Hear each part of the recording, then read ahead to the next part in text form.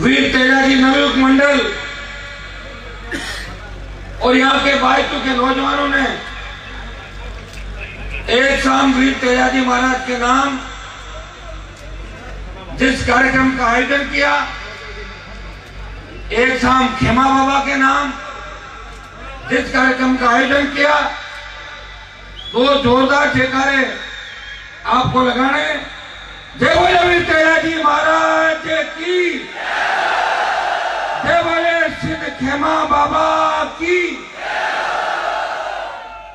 आज के जोशीले कार्यक्रम के अंदर मंचासीन इस भारत सरकार के किसानों के मंत्री, कृषि मंत्री मेरे भाई कैलाश चौधरी जी, सम्मानित मंच उपस्थित हजारों की तादाद में मौजूद बुजुर्गों, युवा शक्ति, मातृ शक्ति और मेरे छोटे भाइयों, आज का बायतू का कार्यक्रम ऐतिहासिक रहेगा। यह राजस्थान की राजनीति को एक नई दिशा देगा। बाड़मेर की पावन धरती है, जहां से जाट आरक्षण आंदोलन की शुरुआत हुई थी, तब किसी ने सोचा भी नहीं था। मैं भी उसके अंदर मौजूद हुआ करता था जब मैंने विश्वविद्यालय की राजनीति छोड़ी थी। जोधपुर बाड़मेर के अंदर जाट नौजवानों ने हुंकार भरी कि जाट जाति को आरक्षण मिलना चाहिए। और भाइयों, बाड़मेर जोधपुर की हुंकार के आगे दिल्ली और राजस्थान की सरकार ने घुटने टेके और 1999 के अंदर 2000 के अंदर इस जाति को आरक्षण मिला। हनुमान बेनीवाल ने भी तीसरे मोर्चे की और व्यवस्था परिवर्तन की, किसानों को मजबूती और जवानों को रोजगार की हुंकार बाड़मेर, जोधपुर और नागौर की धरती से भरी थी। और नागौर बाड़मेर के बाद बीकानेर सीकर होते हुए जब जयपुर पहुंचे, नई पार्टी की घोषणा भी करी। और भाइयों, पार्टी हम कोई सरकार के अंदर आने के लिए, सत्ता के लिए नहीं बनाई थी। पार्टी बनाना, जिस तरह वीर तेजाजी महाराज ने अपने वचनों के खातिर अपने प्राण दिए, हनुमान बेनीवाल ने भी मंत्री पदों को ठोकर मारते हुए अपने भाइयों को न्याय दिलाने के लिए किसानों की संपूर्ण कर्ज माफी, मुफ्त बिजली, टोल मुक्त राजस्थान और बेरोजगार भाइयों के रोजगार को लेकर हुंकार भरी थी। और यह भी कहा था कि हम सत्ता के लालची नहीं है, मंत्री पदों को ठोकर मारी है, लेकिन नई व्यवस्था के साथ आएंगे। और भाइयों, हनुमान बेनीवाल राजस्थान की राजनीति के अंदर पहला किसान का बेटा है। खुद की पार्टी बना के अपने भाइयों का ध्यान भी रखा और अपने भाइयों की संख्या बढ़ाई। और जो विरोधी थे उनका ऑपरेशन भी राजस्थान की राजनीति के अंदर किया। समय कम मिला, लोकसभा चुनाव आए। लोकसभा चुनाव के अंदर जब मुझे लगा कि भारत माता पुकार रही है, मैंने सोशल मीडिया के प्लेटफॉर्म से और मेरे किसान भाइयों से ये राय ली कि मुझे क्या करना चाहिए। पहले भारतीय जनता पार्टी से गठबंधन की बात चली और 9-10 दिन तक इंतजार किया। तो भारतीय जनता पार्टी के नेताओं ने कहा कि कुछ लोग आपका विरोध कर रहे हैं, इसलिए गठबंधन हो नहीं सकता। मैं अकेला था, पिछली बार भी निर्दलीय चुनाव लड़ा था। ज्योति मिर्धा को तो सीट 2014 के अंदर मैंने दे दी थी, लेकिन लोकसभा के अंदर मैं नहीं पहुंच पाया। तो मैंने कांग्रेस पार्टी से भी बात चलाई। मैं झूठ नहीं बोलता, इसलिए आप लोग मुझसे प्यार करते हो। और कांग्रेस पार्टी से बात चलाने के बाद जब दिल्ली के अंदर बात चली, मैंने कहा हनुमान बेनीवाल 5 सीट लेगा। और बात 3 पे आई, लेकिन नागौर की शामिल थी। उन्होंने कहा नागौर को छोड़ दो, कैबिनेट के मंत्री बन जाओ और 3 सीट दूसरी ले लो, क्योंकि भूपेंद्र हुड्डा अहमद पटेल जो कांग्रेस के सोनिया गांधी परिवार के सबसे बड़े फाइनेंसर थे, वो जीत करके बैठ गए कि हनुमान जी को कैबिनेट का मंत्री बना दो। और भाइयों, ये मैंने नहीं कहा, अशोक गहलोत ने कहा था कि हनुमान अमित शाह के झांसे के अंदर आ गया और मंत्री पद को ठोकर मारी। तब हनुमान बेनीवाल ने इस मंत्री पद को ठोकर मार के भारतीय जनता पार्टी के नेताओं से संपर्क साधा मैंने कहा आपका गठबंधन का मूड हो तो वापिस कर लो। और रातों रात राज जी भी शामिल थे उस मामले के अंदर, हम सब साथ थे कि किस तरह गठबंधन हो, गठबंधन होना चाहिए ताकि आरएलपी के नौजवानों की ताकत राजस्थान के अंदर प्रधानमंत्री मोदी जी के साथ लग जाए और 25 की 25 सीट भारतीय जनता पार्टी गठबंधन जीते। और भाइयों, मैंने भारतीय जनता पार्टी के साथ गठबंधन किया। कई लोग मुझे पूछते हैं कि आपने कांग्रेस से भी बात चलाई। मैंने कहा कोई कुंवारा होता है तो सगाई की बात तो हर जगह चल जाती है, लेकिन सगाई होती है तो परमानेंट माना जाता है, शादी कहाँ होगी, बारात कैसे। तो भाइयों, बात चली थी और गठबंधन राष्ट्र हित के अंदर मोदी जी से किया। बाड़मेर के अंदर भी आप आया था और कैलाश जी यहाँ अभी क्यों से उपचुनाव के अंदर आए थे, 3-4 दिन तक पूरा टाइम दिया इन्होंने, क्योंकि हम तो भाई हैं दोनों।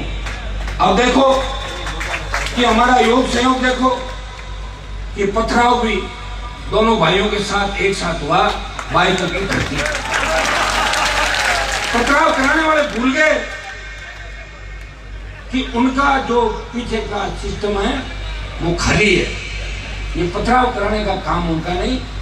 कोई पापड़ बेचने हो, पैसा कमाना हो, कोई ब्रोकिंग दलाली करनी हो, पंजाब में टिकट बेचने हो, महाराष्ट्र में टिकट बेचने हो,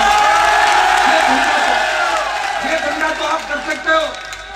लेकिन 50 पाटौदी के मुसलमानों के लड़कों को लाके और हाइब्रिड जाटों की 5 औलादों को लाके हनुमान बेनीवाल और कैलाश चौधरी की गाड़ी पे जो पथराव, यहाँ की पुलिस से मिलीभगत करके, यहाँ के डीजीपी से मिलीभगत करके जो पथराव कराया, मैं हरीश चौधरी को यहाँ से चैलेंज देता हूँ। हरीश जी, हनुमान जिसके पीछे पड़ा है उसको दिन में तारे दिखा दिए। मैंने वसुंधरा राजे को राजनीति बुला दी, लंदन भेज दिया और अशोक गहलोत के बेटे को हरा के उसका जादूगरी का खिताब छीन लिया और उसे सपेरा बना दिया। मैं आज इस मंच के माध्यम से आह्वान करता हूं कि राजस्थान की सरकार के अंदर अब हरीश चौधरी नाम की चिड़िया कोई मंत्री पद पे नहीं रहेगी। ये मैं हनुमान बेनीवाल को इतनी बड़ी लड़ाई लड़नी पड़े, खून की नदियां बह जाए राजस्थान के अंदर, लेकिन मेरी बात से पीछे नहीं हटूंगा। गहलोत को, इस हरीश गहलोत को यहाँ से बर्खास्त करना ही होगा। और ये हनुमान बेनीवाल रायपुर की धरती से आह्वान करता है। भाइयों, आपका क्या मानना बताओ आप? ऐसा तो कुछ मैंने बोला भी नहीं। मैंने तो ये बोला था कि अशोक गहलोत का चमचा है, हंसना मत, उसकी जूती चप्पल उठाता है वो बोल दे कि मैं नहीं उठाता, अशोक का चमचा नहीं हूं। लेकिन मेरी गाड़ी पे पत्थर फेंकने का मतलब हरीश चौधरी को मैं खुद ही समझा दूंगा और कैलाश जी अलग तरीके से समझा देंगे। ये भी कैलाश जी भी समझाने के अंदर माहिर है, ये भी जानते हैं। और भाइयों, मुझे तो बड़ी तकलीफ होती है कि राजस्थान की पुलिस उन कुत्तों को साथ लेके खड़ी थी, उनके हाथों के अंदर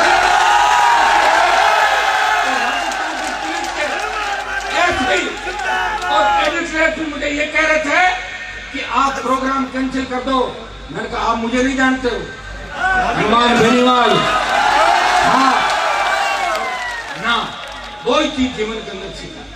और भाइयों, चूंकि मैं मेरे समाज के बच्चों के अंदर झगड़ा नहीं चाहता, नहीं तो आप जानते हो कि पुलिस हटाती उससे पहले ही मेरे जवान हनुमान सेना के उनको कार्यालय से बाहर खींच के उनका पक्का इलाज करते थे।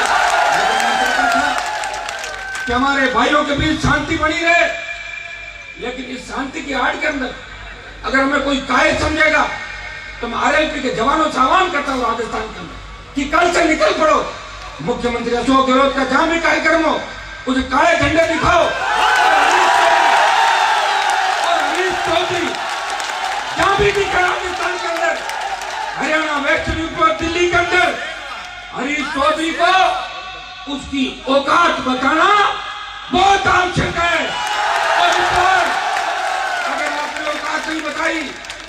मुझे मेहमान के रूप में बुला के बाड़मेर के भाइयों ने, मैं हमेशा मेरी फौज साथ में लेके आता था, 100-200 गाड़ी जोधपुर नागौर से भर के लाता था।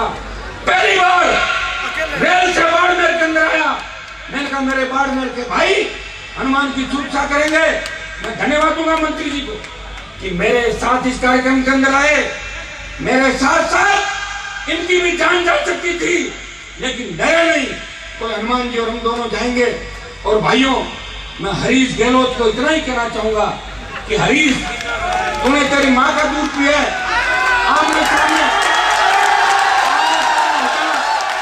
तेरा इलाज तो मैं पक्का करूंगा और थप्पड़ मुक्कों से भी करूंगा, दूसरे तरीके से भी करूंगा, सारे काम भी दिखेगा। तू मेरे से तो पिटेगा ही पिटेगा, लेकिन राजस्थान के अंदर ये सेना भी तेरा पीछा करेगी। और इस हरीश चौधरी की बर्खास्तगी की मांग को लेके कल से राजस्थान के अंदर बड़े आंदोलन किए जाएंगे। मैं कैलाश जी को कहना चाहता हूं कि एक केंद्र के मंत्री पर, एक सांसद पर पुलिस के साथ मिली भगत करके 50 पाटोली के मुसलमानों के लड़के और 10-20-50 हाइब्रिड जो नॉन जाट औलादे हैं, जाटों की औलाद नहीं, वो लोग अगर इस तरह पत्थर फेंक के कायरों की तरह भाग जाए और पुलिस वहां मौजूद, 2-3 प्रधान थे वो मौजूद थे वहां पे। भाइयों, मैं आह्वान करता हूं कि राजस्थान के अंदर बीजेपी और आरएलपी का गठबंधन हो या नहीं हो, लेकिन बाईतू के अंदर हरीश के नींबू निचो दूंगा मैं।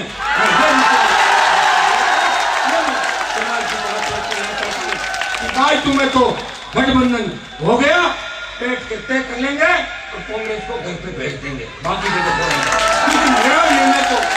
मेरा निर्णय तो मैं खुद ही लेने वाला हूँ और कैलाश जी भी ले लेंगे, बैठ के बात हो जाएगी, वैसे हो जाएगी, कोई दिक्कत नहीं। जैसा आप चाहते हो, जिस तरह की गुंडागर्दी हमने देखी, मैं तो सोचता था, मैंने अभी रास्ते में पूछा, मैंने कहा बाड़मेर में क्या पत्थर वत्थर फेंक देंगे क्या रात को इतनी पुलिस के? मैंने कहा नागौर में तो थोड़ा बहुत लोग सोचते हैं पुलिस आ गई, तो पत्थरों में तेज है नागौर वाले, क्योंकि पत्थर ज्यादा होते हैं नागौर में, आपके रेत ज्यादा है तो आप रेत ज्यादा फेंकते हो। तो बोले हो सकता है तो मंत्री जी के नशे में फेंक दे। तो मैंने कहा भाई मंत्री का नशा, हम तो मुख्यमंत्री से लड़े हैं, हमारा झगड़ा ही मुख्यमंत्री ने लड़ा है, छोटी लड़ाई कभी लड़ी नहीं। मैंने कहा मंत्री गलत फंस जाएगा, और अगर मंत्री इस मामले में फंस गया तो निकल नहीं पाएगा। वैसे आपको बता दूं कि मंत्री जी को तो फंसना ही है। ये तो कैलाश जी वाली पार्टी दिल्ली के अंदर के ढंग से बात करके 2-3 मामले ठीक कर देती तो 1.5-2 दिन के अंदर चले जाएंगे, लेकिन इसमें हमें इस बात को करना होगा। हमने भी कभी समाज के किसी व्यक्ति के बारे में नहीं बोला। अभी खींवसर का चुनाव था, आपके बाईतू का मंत्री गली गली गांव गांव ढाणी ढाणी गया। मेरे विधानसभा चुनाव के अंदर मैंने आरएलपी को चुनाव लड़ाया और आरएलपी के वोट मांगने यहाँ पे आया था। उसके बाद लोकसभा के चुनाव के अंदर हरीश चौधरी ने मेरी जम की खिलाफत करी, उत्तर पात्र हो गया, विधानसभा के अंदर मिला। और जब बंजारों का आंदोलन हुआ तो उसमें उन्होंने मुझे कहा कि हनुमान जी अपन मिलके और कुछ करें। तो मैंने कहा गरीबों को न्याय दिलाओ, आप आ जाओ वार्ता करने के लिए।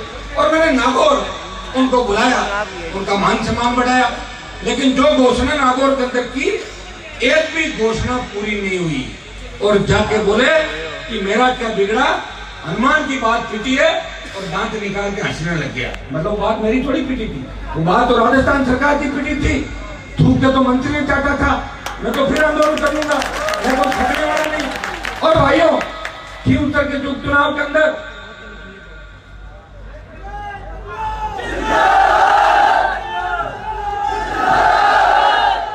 खींवसर के उपचुनाव के अंदर आपके मंत्री ने गांव गांव ढाणी ढाणी जाके रात और दिन एक कर दिए और अशोक गहलोत को कहा कि मैं हनुमान को हरा दूंगा। और भाइयों, जहां जहां हरीश चौधरी जिस गांव के अंदर घुमा, वहां कांग्रेस को वोट मिले थे 3, 13, 23 और 53। और फिर बयान दिया कि गजेंद्र जी शेखावत की वजह से जीत गए। आपको पता है कि जब गठबंधन होता है तो सारी पार्टी के सारे नेता साथ होते हैं और अकेला आदमी कहते कि मैं खुद जीत गया। जीत 36 कौम की होती है, जनता की होती है। और इस उपचुनाव के अंदर मैं राजस्थान की सरकार से लड़ाई लड़ रहा था। सरकार मंडावा की सीट को लेकर चिंतित नहीं थी, गहलोत एक ही चीज चाह रहा था कि हनुमान ने मेरे बेटे को हराया, मैं हनुमान के भाई को हरा के सुख की चैन की नींद लूंगा। ये लड़ाई शिवतर की धरती को हुई थी। 50 विधायक और 14 मंत्री रात और दिन एक कर दिए, लेकिन आपका हनुमान थका नहीं, रुका नहीं। और किसान के बेटों ने, तेजा जी के भक्तों ने ऐसी लहर चलाई, जीत का अंतर जरूर कम हो गया। उसका कारण भी कैलाश जी बेटा मैं नहीं कहना चाहूंगा। जिन बूथों पे लोकसभा चुनाव के अंदर मुझे भारी बढ़त मिली थी, उन 90% बूथों पे मैं माइनस हो गया। लेकिन कोई चिंता नहीं भाइयों, भारतीय जनता पार्टी ने भी पूरी ताकत लगाई। जो प्रधानमंत्री के अंदर आस्था रखते हैं, जो भाजपा की मूल नीति के अंदर आस्था रखते हैं, उस एक एक व्यक्ति ने हनुमान बेनीवाल का साथ दिया। और मैंने भी मंडावा के अंदर 2 बड़ी रैली करी और आरएलपी की पूरी टीम जितनी ताकत थी मंडावा के अंदर लगाई। और उसमें फिर आपका मंत्री अगर अशोक गहलोत को खुश करने के लिए मेरे खिलाफ अनर्गल बयान दे, तो मैं कोई महात्मा गांधी तो हूं नहीं कि मैंने कोई एक मारे और बापू ने कहा गलत दूसरा गाल आ गए। भाई हनुमान बेनीवाल है मेरा नाम, तो वीर तेजा जी का भक्त हूँ। अगर मुझे कोई एक गाली देगा मैं उसे 10 दूंगा। मेरी गाड़ी पे 4 पत्थर फेंकेगा, मैं 100 पत्थर फेंकूंगा उसको। फेंकवाऊंगा, अगर किसी ने फेंकवाए तो फेंकवाऊंगा, किसी ने फेंके तो फेंकूंगा। और ये पुलिस तो आप जानते हो, ये तो अशोक जी गहलोत के भरोसे भी इतने ज्यादा अपने आप को, यहाँ के जो अधिकारी हमारे खड़े हैं, ये इतनी गारंटी नहीं है कि अशोक गहलोत की सरकार लंबी चले नहीं चले, इसकी भी कोई गारंटी नहीं है। 5, 7, 10 विधायकों का ही तोड़ जोड़ का मामला है, इसलिए कभी भी कुछ भी हो सकता है। आप भी तैयार हो जाओ। हमारी सुरक्षा के अंदर तो चूक और कमी खामियां रही, भगवान ना करे कि ताकत और कलम हमारे पास आ गई तो सीधा घर का ही रास्ता दिखाएंगे, जांच नहीं कराएंगे। यही आदेश आएगा कि बर्खास्त किया जाता है, इस नियम के तहत घर पर आओ, ठीक है ना। और हाईकोर्ट से भी इससे नहीं लड़ देंगे, वहां भी खड़े हो जाएंगे। हम सब रास्ते जानते हैं, जो सरकारों से लड़ सकता है वो घर भेजने के रास्ते भी जानता है। लेकिन भाइयों, मैं हरीश गहलोत, हरीश चौधरी उर्फ हरीश गहलोत मुक्त राजस्थान कर दूंगा। ये जो जिंदगी इस धरती के ऊपर फैल गए, कांग्रेस के अपने आप को बात करता है, कांग्रेस के टिकट पे जमान जब हुई थी, इसी की नेता ऐसे नहीं बना जाता। पार्टियों से तो हर कोई नेता बन जाता है, लेकिन भाइयों नेता बनने के लिए बहुत संघर्ष करना पड़ता है। मंत्री पदों को हनुमान ने ठोकर मारी, कोई मारता है क्या मुझे बताओ? हर आदमी चाहता है, सरपंच प्रधान बनना चाहता है, प्रधान एमएलए बनना चाहता है, एमएलए मंत्री बनना चाहता है, मंत्री 5-4 रह जाए तो मुख्यमंत्री बनना चाहता है। ये एक ही आदमी है जिसने लाल बत्ती भी लगाई थी तो चैलेंज करके लगाई थी और नागौर से चला था। मैंने कहा सरकार की हिम्मत है मेरी बत्ती उतारे, और सरकार बत्ती नहीं उतार पाई और मैं बाढ़ में आया था। और भाइयों बार बार मैं इसलिए आ रहा हूँ, अब आप ये मुझे बताओ, भाईचू के अंदर कार्यक्रम हो, मैंने कैलाश जी को कहा, मैंने कहा आप भाईचू प्रोग्राम कर लो, मैं बाहर नॉर्थ ईस्ट के टूर से आया हूँ, कुछ नागौर इधर कार्यक्रम करूंगा। इनका भाई तो आओ आप भी। तो भाइयों जब भाईचू में मैं आ गया और भाईचू में आए हुए मेहमान का इस तरह स्वागत आपके मंत्री ने कराया, तो मेरे हिसाब से तो खुद की कब्र खुद ही खोद ली। अशोक गहलोत उनको मंत्री जरूर बना सकता है, लेकिन उनको पिटने से अशोक गहलोत नहीं बता। पिटाई तो है, वो तो तय हो गई, कितनी कहाँ लगेगी इसका पता नहीं। थप्पड़ मुक्के कैसे होगा, कपड़े ये तो मैं कराऊंगा। अगर मैं नहीं कराऊंगा तो मेरी इज्जत खराब हो जाएगी। मेरा नाम हनुमान है और मेरे नाम से तो भूत प्रेत भाग जाते हैं झाड़ा झंपड़ लेने से। मेरी तो बड़ी इच्छा हुई थी जब पत्थर फेंक रहे मैं तुम्हारी मेरे को कूद रहा था वहां पे, लेकिन क्या करें, मैंने कहा ज्यादा किसी को चोट लग जाएगी। लेकिन मुझे बड़ा अचंभा हुआ कि पुलिस खुद खड़ी खड़ी पत्थर फेंकवा रही थी। शर्म आनी चाहिए राजस्थान की पुलिस को।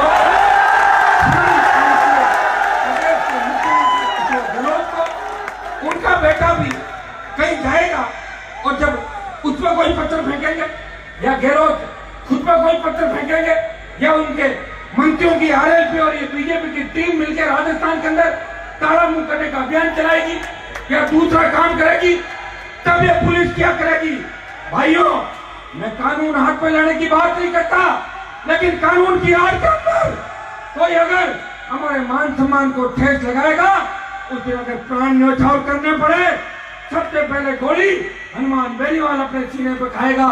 इस प्रदेश के उन हार्डकोर अपराधियों को, तो राजस्थान की सत्ता को चलाते थे मंत्री और विधायक, जिनके फोनों पे टाइम लिया करते थे, उन हार्डकोर अपराधियों को उनकी नानी याद दिला के ऊपर का रास्ता दिखा दिया हनुमान बेनीवाल ने। जब मैंने हार्डकोर अपराधियों को ऊपर का रास्ता दिखा दिया, तो भाई हरीश जी, आप तो पूरी तरीके से आदमी भी नहीं लगते, आधे लेडीज लगते हो दिखने में। आपका क्या हाल होगा ये तो मैं वक्त पे बता दूंगा आपको। आप चैन की नींद लो, लेकिन जब भी जाओ हेलमेट, पुलिस गाड़ी, घोड़े पूरे तामझाम के साथ जाना।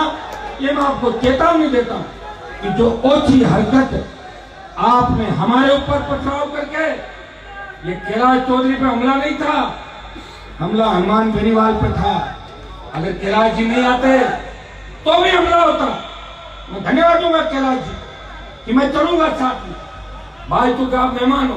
अरे सही बात है, क्यों तो नागौर के अंदर का कोई मेहमान आएगा और हनुमान के बुलाव पाएगा तो पहली गोली हनुमान खाएगा। इसके लिए मंत्री जी को धन्यवाद देता हूँ। और मंत्री जी, मैं आपको इस बात की, आपकी दिलेरी की भी, रुको भाई रुको रुको, आपकी दिलेरी की भी मैं दाद देता हूँ कि आप अभी भी यूनिवर्सिटी कॉलेज के स्टूडेंट की तरह पूरे गुस्से से भरे हुए। आपका मन मचल रहा था मेरे साथ, आपकी कूद कर दो बाटे हम भी ले लेते। क्योंकि मंत्री हैं, मैं सांसद हूँ, लड़ते हुए अच्छे नहीं लगते। और हमारे भाइयों में मैं झगड़ा नहीं करना चाहता था भाइयों, लेकिन मैं आना भी चाहता था, क्योंकि मैं अगर यहाँ नहीं आता तो क्या होता आप बताओ।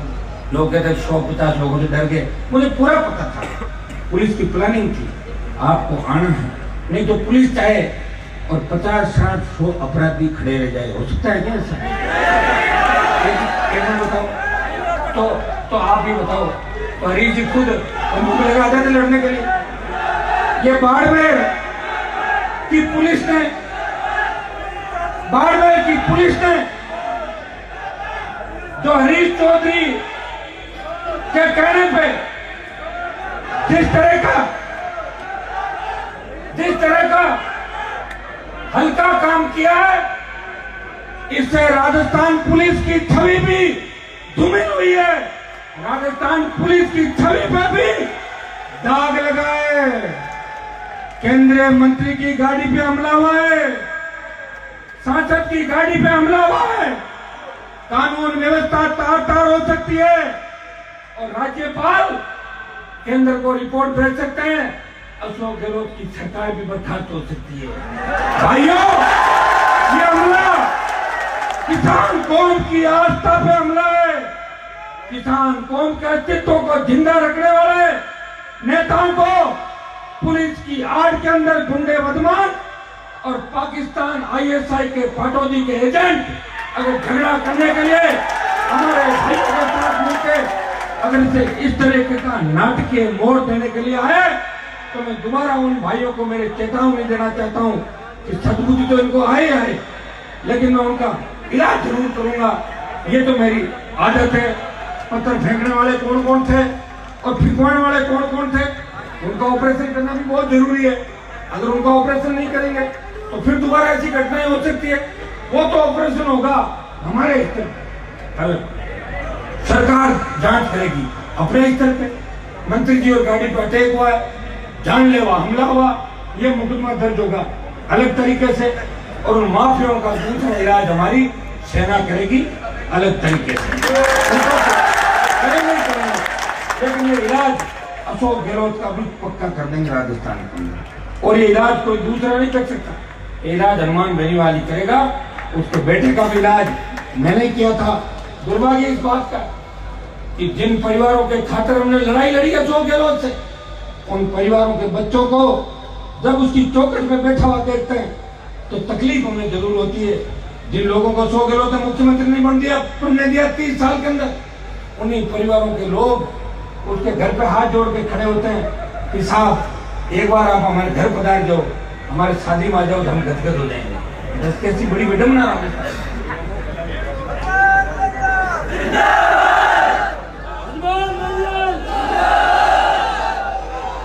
मैं तो जो कहता हूं वो करता हूं, और मुझे लग रहा है कि मेरी हर शुरुआत इस बाड़मेर की धरती से होगी, क्योंकि मेरा पूर्व जन्म का रिश्ता जरूर बाड़मेर जिले से रहा होगा। कहीं ये अनुमान बाड़मेर आता है, लोग संयोग बनता है, मैं ट्रेन से उतरता हूँ और मीडिया वाले बयान लेते हैं और मैं बयान देता हूँ। वो बयान में सही देता हूँ, वो गलत तो दिया नहीं मैंने बयान, वो मैं दोहरा रहा हूँ उस बयान को वापस। मैंने कहा था अब तो और बड़े बड़े बयान दूंगा, ये छोटा बयान क्योंकि बयान के मामले में तो आपको पता है कि सबसे ज्यादा मैं ही देता हूँ। और विधानसभा से भी आज तक राजस्थान की विधानसभा का मेरा रिकॉर्ड कोई नहीं तोड़ पाएगा। 5 बार निलंबित हुआ। कितनी बार? 5 बार कोई नहीं हो पाएगा, क्यों जीतेगा नहीं, दूसरी तीसरी बार लगा। तो भाइयों 5 बार निलंबित हुआ हूं आपके लिए संघर्ष करते हुए। पिछली बार कांग्रेस पार्टी जब तुम दबा के भाग गई थी राजस्थान के अंदर, कांग्रेसी वसुंधरा से मिलने के लिए उसके घर के बाहर चौखट पे खड़े रहते थे। उस समय किसान का बेटा हनुमान बेनीवाल राजस्थान के किसानों के मान और सम्मान की लड़ाई राजस्थान की सड़कों और विधानसभा के अंदर लड़ रहा था। हुंकार भरी आपको न्याय दिलाने के लिए, ललकार भरी, और लोकसभा के अंदर पहुंचने के बाद भी चुप नहीं बैठा। राजस्थान को विशेष राज्य का दर्जा मिले, मेरे छोटे भाइयों को रोजगार मिले, देश टोल मुक्त हो, ये मामला मैंने उठाया। किसानों का कर्जा माफ हो, स्वामीनाथन आयोग की रिपोर्ट लागू हो, नरेगा का जो भुगतान था, मंत्री जी मेरे साथ थे, नरेगा के भुगतान का मामला हमने उठाया और तुरंत दिल्ली से पैसा दिला के तमाम सरपंचों का नरेगा का भुगतान हम लोगों ने कराया। और भी जो बाड़मेर के अंदर कुछ मुआवजा बाकी है, आया नहीं। 2008 का क्लेम बाकी है, मैं आपको 2018 का क्लेम जो बाड़मेर का बाकी, मैं आपको विश्वास दिलाता कि 18 तारीख से लोकसभा है, मंत्री जी और हम मिलेंगे बात करके और बाड़मेर जिले का क्लेम भी दिलाएंगे।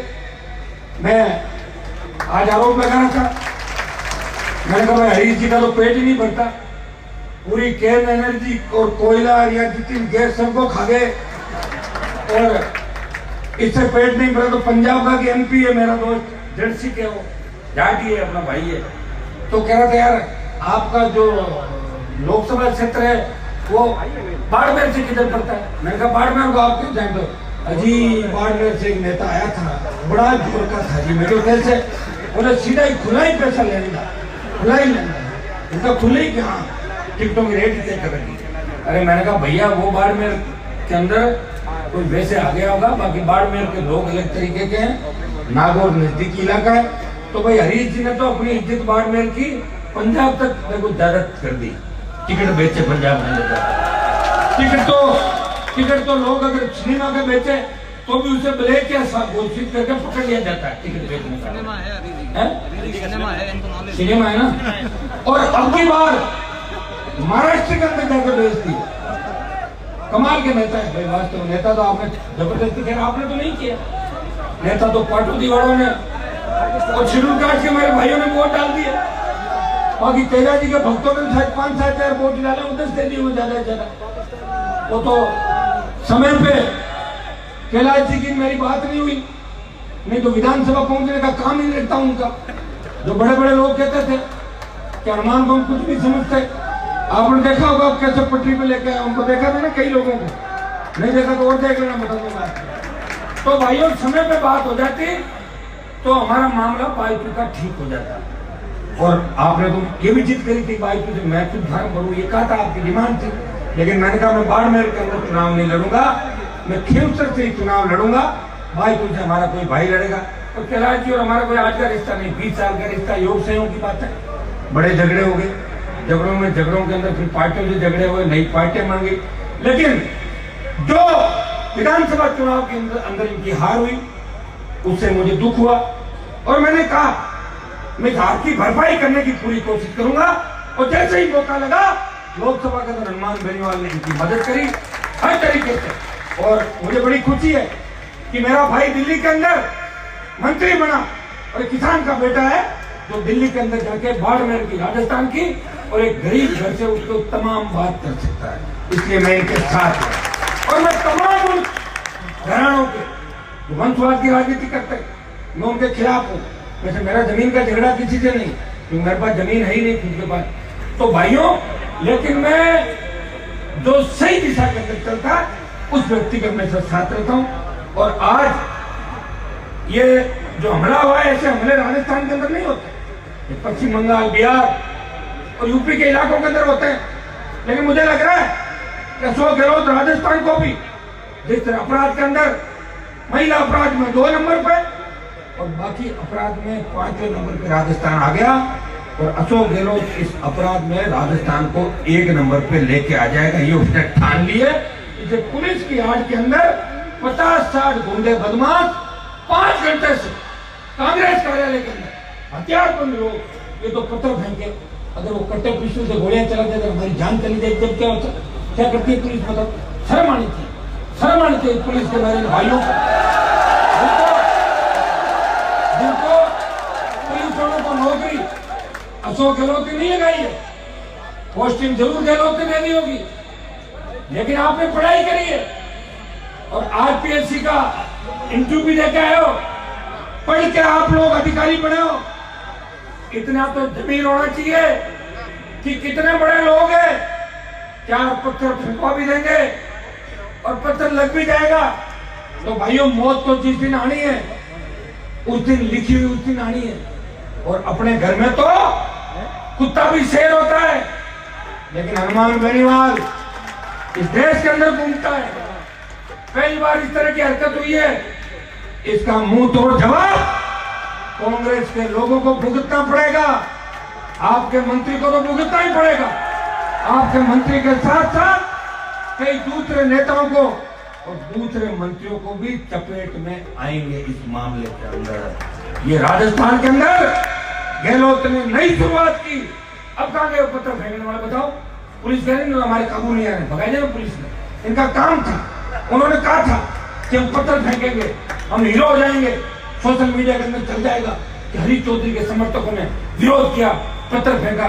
लेकिन हरीश ये नहीं जानता कि लड़ाई की शुरुआत तो कोई भी कर सकता है, लेकिन लड़ाई का अंत और परिणाम क्या होता है ये लड़ाके ही जानते हैं। हरीश चौधरी के घर के अंदर कभी किसी लड़ाई नहीं है, और चाहे हरीश पे ज्यादा मंदिर भी दर्ज नहीं होंगे, 3-4 होंगे। आज तक कितने हुए? ज्यादा 5। हनुमान बेनीवाल पे तो 45 केस हो गए, 42 तो पहले थे और 3 MP बनने के बाद हो कितने में 45। इसे हर मुकदमा, हर धारा 302 से लेकर तमाम मुकदमे आपके लिए भाई, मेरे लिए नहीं होते, आपके लिए जहां जरूरत पड़ी लड़ लिया, कर लिया, सजा भी हुई और भगवान की कृपा से बरी भी हो गया। खूब सरकार ने कोशिश की, लेकिन हनुमान को अंदर नहीं बिठा सकी सरकार। आपके आशीर्वाद से बरी हुआ, बड़ी बड़ी लड़ाई लड़ी, पीछे नहीं हटा और वीर तेजाजी महाराज के जयकारे को राजस्थान की विधानसभा से लोकसभा के अंदर लेके चला गया और पूरे देश के अंदर वीर तेजाजी का जयकारा गूंज उठा। अभी मैं नॉर्थ ईस्ट के दौरे पे था, चाहे गुवाहाटी का एयरपोर्ट हो, चाहे शिलोंग का हेलीपैड हो, चाहे तवांग हो, हर जगह तेजाजी का जयकारा नॉर्थ ईस्ट में भी लगने लगे। हमारे भाई वहां हर जगह बैठे। तो भाइयों, मैंने प्रयास किया, कोशिश की, और इस बात को लेके चंद लूचे लफंगे अगर ये कह लें कि हनुमान से बड़े नेता है, तो उनको पुनः एक बार जन्म लेना पड़ेगा। चपरासी, कप प्लेट उठाने वाला, दरी पट्टी टेबल वाला आदमी कभी भी आला कमान का मुकाबला नहीं कर सकता। हनुमान अपनी पार्टी का नेता है और मेरी पार्टी का आला कमान सामने बैठे आप लोग हो। मैं आपसे डरता हूं और कोई भी मेरे निर्णय को नहीं बदल सकता। आप अगर कह दो तो निर्णय बदल सकता हूं। अब जो मैंने आह्वान किया कल से कि राजस्थान सरकार के मुख्यमंत्री और मंत्रियों का विरोध किया जाएगा, ये सही आह्वान है ना? इलाज करना है पूरा। बाड़मेर की धरती पे हनुमान बेनीवाल और कैलाश चौधरी का अपमान हुआ है। बायतू की धरती पे भाइयों जान भी जा सकती थी। विरोध का षड्यंत्र था, यहाँ की पुलिस का षड्यंत्र था। आज रात को तो मुझे पहुंचना है, तो मेरा कोई इंतजार कर रहे हैं क्यों? तो थाने का घेरा हो रखा है। एक ब्राह्मण जिसकी निर्मम हत्या हो गई, 3 दिन से मेरे 2 विधायक बॉडी लेके बैठे हैं उसकी। कोई ब्राह्मण नेता नहीं बोला राजस्थान के अंदर। कैसी विडंबना है, हमारे ऊपर जातिवाद का आरोप लगाता है। खुद की जाति का व्यक्ति जिसने दम तोड़ दिया, मार दिया, उस जाति के लोग उसके लिए नहीं बोल रहे। उसकी लड़ाई में हनुमान बेनीवाल लग रहा है। पहले उस परिवार को न्याय दिलाऊंगा और उसके बाद नागौर की धरती से ऐलान होगा कि हरीश चौधरी की बर्खास्त की धारा 307 का मुकदमा, कौन कौन दोषी लोग हैं, इनके खिलाफ क्या कार्रवाई होनी चाहिए। मंत्री जी और मिलकर दोनों तय करके कल हम ऐलान कर देंगे। शायद शुरुआत विरोध की हरीश चौधरी की बर्खास्तगी की शुरुआत बाड़मेर की धरती से भी हो सकती है।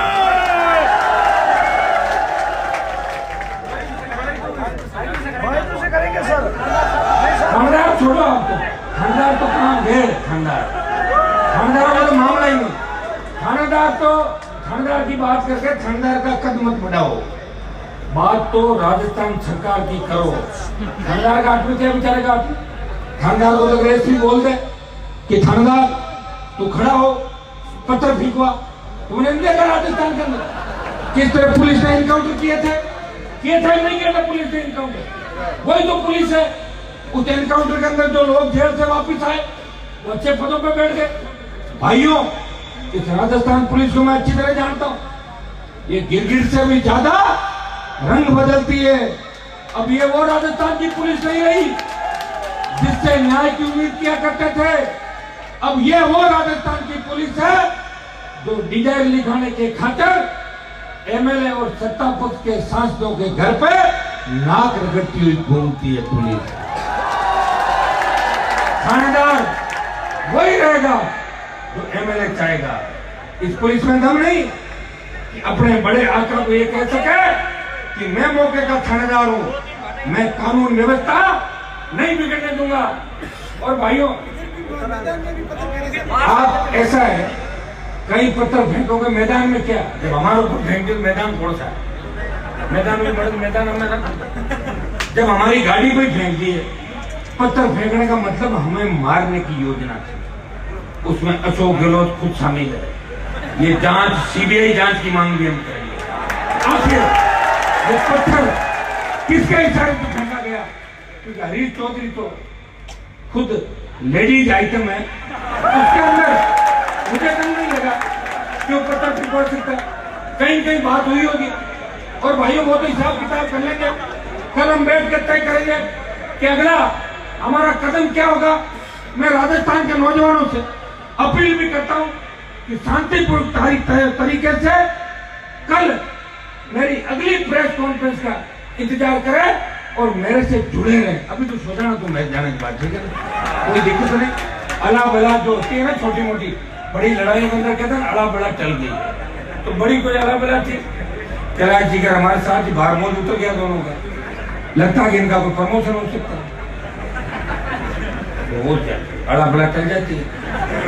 लेकिन भाइयों, इतनी घिनौनी हरकत जो आज राजस्थान के अंदर हुई, मेरे हिसाब से आज से पहले चैलेंज देखे कभी किसी ने ऐसी घिनौनी हरकत नहीं की थी। वो घिनौनी हरकत मारवाड़ के अंदर आपके नेता पे हमला हुआ, आपके केंद्र के मंत्री पे हमला हुआ और एक सांसद पे हमला हुआ। और मेरे 50-60 गाड़ियों के अंदर जो मेरे भाई चल रहे थे उन सब भाइयों पे हमला हुआ। 2-3 घायल भी हुए हमले के अंदर, कुछ गाड़ियों के शीशे भी फूटे हैं। उन सबका तो हिसाब किताब कल सुबह अपन बात करेंगे। मैं आपको धन्यवाद दूंगा कि आपने हमारा इंतजार किया, बुलाया। और वाइट वाले बुलाते हो तो कुछ करके ही मानते हो बाड़मेर वाले, क्योंकि बाड़मेर का जोश निराला है। और आप जब बुलाते हो तो मैं आए बिना नहीं रहता। अब की बार थोड़ी सी चूक मैंने ये कर दी थी कि मैं मेरे साथ किसी को नहीं लाया, ट्रेन में आया, पहली बार आया ट्रेन में, इसलिए थोड़ा सा गड़बड़ हुआ मामला है। 150 गाड़ियों जाती है। हाँ, तो अगली बार गाड़ी से आ जाएंगे वहां पे, या फिर हेलीकॉप्टर से आ जाएंगे ना। आप सबको बहुत बहुत धन्यवाद, आपने बुलाया।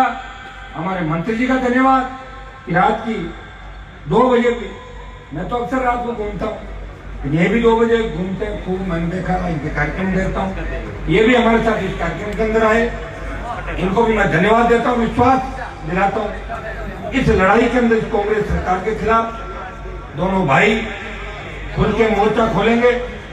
और मैं तेजाजी महाराज और खेमा बाबा के जागरण के कार्यक्रम के अंदर ऐसी ओछी हरकत करने वाले भाई हरीश चौधरी को आखिरी मेरी चेतावनी भी है कि मंत्री पद तो उनका जाएगा ही जाएगा, लेकिन मंत्री बनने के बाद शायद वो कभी मन हो जाए तो पैदल फिल्म देखने भी नहीं जाएंगे राजस्थान। ये खौफ, ऐसा खौफ उनके अंदर पैदा कर देंगे राजस्थान के अंदर। बहुत बहुत आपको धन्यवाद। जय हिंद। बहुत बहुत धन्यवाद। एक बार जोरदार तालियों के साथ अभिवादन करें, आभार अभिव्यक्त करें सांसद महोदय का। और सभी लोग विराज रहे, एक भी आदमी उठे नहीं। अभी मंत्री जी की बहुत महत्वपूर्ण बात हमें सुननी है, उससे पहले 2-4 लोगों को स्मृति चिन्ह सांसद महोदय देंगे और उसके बाद में कैलाश जी आपको संबोधित करेंगे। सभी लोग जमे हुए रहे और एक बहुत ऐतिहासिक और इम्पोर्टेंट भजन भी होगा। विजय सिंह जी गुरलिया गुड़ा मालानी से जो हमारे आरएलपी के नेता है वो पधारे, उनका साफा पहना के स्वागत करेंगे भाई ओम जी काकड़। उनसे अनुरोध है कि विजय सिंह जी का साफा पहना करके स्वागत करें, अभिनंदन करें। स्मृति चिन्ह 5 स्मृति चिन्ह है शायद, वो एमपी साहब देंगे, फटाफट आ जाए जल्दी। आज के इस भव्य स्टेज की व्यवस्था बांकाराम जी धतरवाल समाज सेवी और सरपंच महोदय क्षेत्र का पार द्वारा की गई है। उनको स्मृति चिन्ह भेंट करेंगे आदरणीय एमपी साहब हनुमान जी।